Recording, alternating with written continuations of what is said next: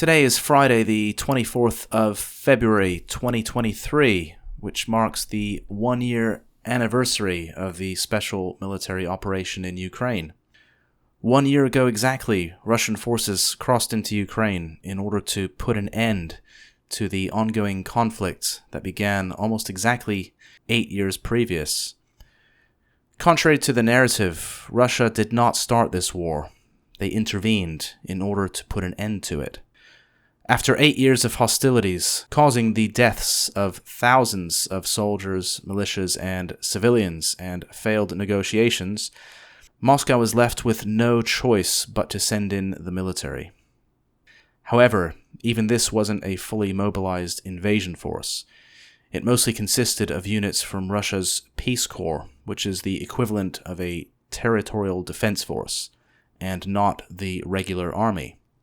A total of 250,000 men, which included the militias of the Donbas republics, took part in the special operation, which stretched across a huge front of some 1,200 kilometers from Kiev to Kharkov, through the Donbas, down into southern Ukraine, all the way to Kherson. The priority was to secure the Donbas, as this had been the flashpoint of the conflict since 2014. The Russian forces outside Kiev were simply parked there in order to pin down large numbers of Ukrainian units, allowing them to concentrate in the south and east. Okay, so why then? Why did Russia finally intervene in February last year? Well, Washington had been interfering in Ukrainian political affairs for many years, culminating in the Maidan Revolution, which resulted in the US-sponsored coup which overthrew the legitimate government and installed a puppet regime hostile to Russia. This led to the outbreak of war in the Donbas, which is a majority Russian-speaking region where the population refused to accept the regime that had been imposed on them. This new regime began persecuting Russian speakers as they implemented apartheid-style policies. So, once you're fully informed on the history, the only surprise is how long Russia waited to intervene. Had this been the other way around, and let's just say it was Russia or China that had built up some military alliance in the Western Hemisphere, adding new countries in, say, Central America over the years, until it was Mexico's turn to join. They then overthrew the government and installed their own proxy regime that began antagonizing Washington. How quickly do you think the US would react? The answer is immediately. There would be no warning whatsoever. No negotiations. Within 24 hours, we would see 500,000 soldiers invade Mexico as the US Air Force began a huge bombing campaign of annihilation. And no one would even question this. I mean, it's not unreasonable to want to secure your own borders, right? Although having said that, it seems the US doesn't even care about its southern border. Well, not when it comes to migration anyway. Also, the Ukrainian army was positioned in the east and poised to strike the two breakaway republics in the Donbas in an effort to finally subjugate them. Moscow knew this and realized that a preemptive attack was necessary, or they risked being on the back foot and possibly allowing for a Ukrainian attack into Russia proper, where they could make a dash for a certain city on the Volga River. Now, where have we seen that before? Anyway, Washington, using NATO, armed, trained, and militarized the Ukraine for 7 years, making the country a de facto NATO member, as they provoked Russia and finally forced Putin's hand. And even when he ordered the SMO 1 year ago to this day, it was actually more of a feint in an effort to make the Kiev regime see sense and negotiate directly with Moscow, which nearly happened only 5 weeks in, only for our friend Bojo to sabotage these talks in Ankara, ordered by his paymasters in DC, of course. Obviously, he's only a puppet. So, Moscow was giving Kiev yet another chance to come to their senses. The SMO was more of a show of force, a bluff to get the attention of the collective West, which so far had ignored them.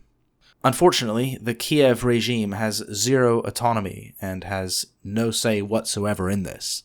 They are completely controlled by Washington, which wanted this war from the very beginning, and had been busy engineering it with the ultimate objective of weakening Russia in order to destabilize and eventually overthrow Putin's government so they could dismantle the Federation into smaller republics, which could then be made into client states, allowing for Anglo-American oligarchs to plunder Russia's vast resources, as well as removing a major opponent and obstacle to Atlanticist global hegemony.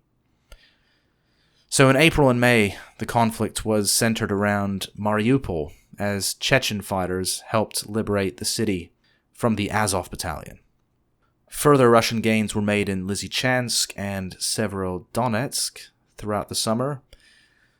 Then came some Ukrainian counterattacks in Kherson and Kharkov, which were considered victories, but came at a considerable cost in men and material. The truth is, these were tactical Russian withdrawals with minimal losses, so I'd say these were Pyrrhic victories for the AFU, as they may have gained territory, but they lost considerable numbers of soldiers, whereas the Russians did the opposite. They lost territory, but preserved their fighting capacity, allowing their soldiers to live and fight another day. The Ukrainian offensives fizzled out by December as the lines stabilized all across the front. So, has Russia succeeded in its objective? Well, yes, but it is still ongoing. The task is not yet complete. Moscow has only failed so far in the sense that they underestimated Ukrainian resistance and the collective West's belligerence towards Russia and willingness to throw everything they have into Ukraine. The forces they'd allocated were insufficient for the task, insofar as a long, drawn-out war of attrition is concerned. 250,000 men is simply not enough. Just to put this into perspective, in 1942, at the Battle of Stalingrad, German forces and its allies numbered over 1 million men, and that was just for the city and its surroundings. The Ukraine is an enormous country, so 250,000 troops are barely enough to invade and occupy one, maybe two provinces. So of course the Russians had to give up some territory, as they simply did not have the manpower at the time. This happened from September to December, with the Western media telling us these were Ukrainian victories, making the mistake in believing that sacrificing men for territory was a wise decision. The Russians have since admitted mobilizing over 300,000 men, but it's probably closer to 1 million. Since Ukraine's famous Kherson victory, which was simply a Russian evacuation of the northern bank of the Dnieper River, the lines have been more or less stable, as Russian forces concentrate on liberating the remaining regions of the Donbass. We are seeing a major battle taking place in Bakhmut, where the AFU risks being enveloped. Anyway, Russia's strategy is to destroy and demilitarize the Ukraine. The reason we are not seeing vast armies moving across the Ukraine yet is because there is no need. Russian forces are destroying Ukrainian forces in a static war of attrition, for the most part, using mainly artillery, thus minimizing their own losses, which estimates put at around 20,000 KIA and perhaps 50,000 WIA, which is still a lot, but not compared with 150,000 KIA and 300,000 wounded, or perhaps more on the Ukrainian side. They are grinding down the AFU and allowing for the collective West to empty out their own arsenals of weapons. This is simply unsustainable, and will have to end soon.